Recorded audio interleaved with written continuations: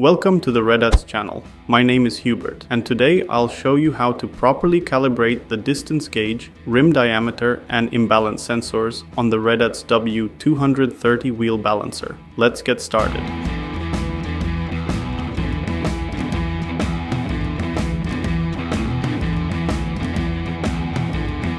We begin with calibrating the distance gauge. To start the calibration, press and hold the stop and find buttons on the keyboard at the same time. When Cal P0 appears on the display, extend the measuring arm from the machine and set it to the 0 cm position, aligning it exactly with the edge of the arm housing. Then, press the ALU button. Next, when Cal P15 appears on the display, extend the measuring arm to the 15 cm position, again aligning it with the housing edge, and press the ALU button.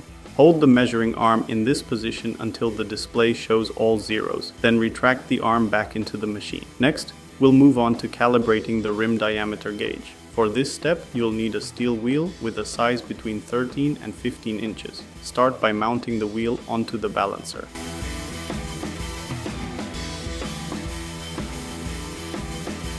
Once the wheel is mounted, we can begin the calibration. To start it, press and hold the stop and OPT buttons on the keyboard at the same time.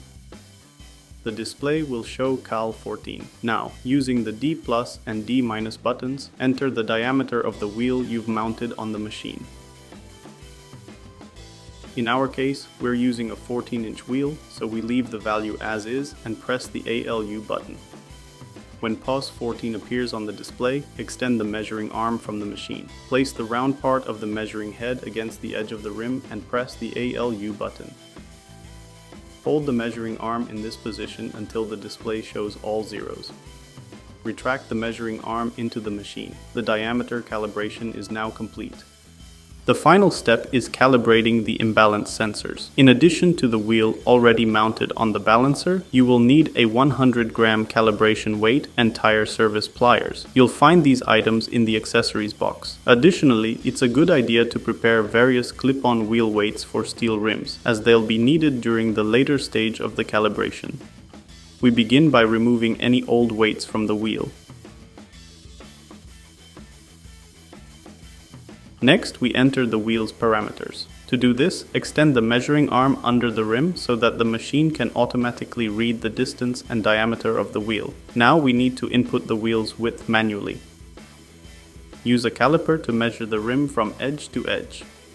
Read the value from the scale. In our case, the caliper shows 6 inches. Use the B+ and B- buttons on the keyboard to enter this value into the machine. Once all the parameters have been entered, we can proceed to the initial calibration. To start it, press the D and C buttons at the same time. When CAL appears on the display, close the protective hood.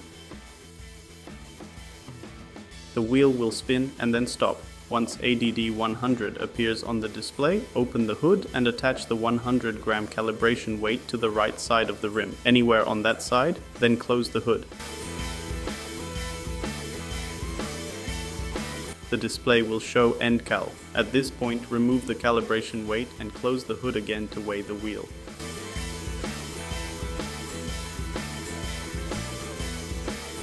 The balancer shows an imbalance, in our case 25 grams on the left side and 25 grams on the right.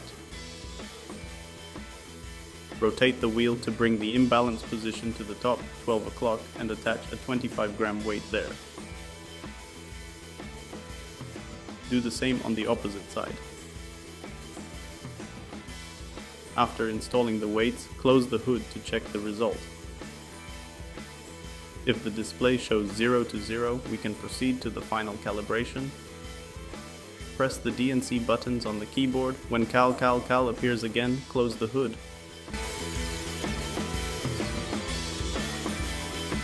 The display will then show ADD 100.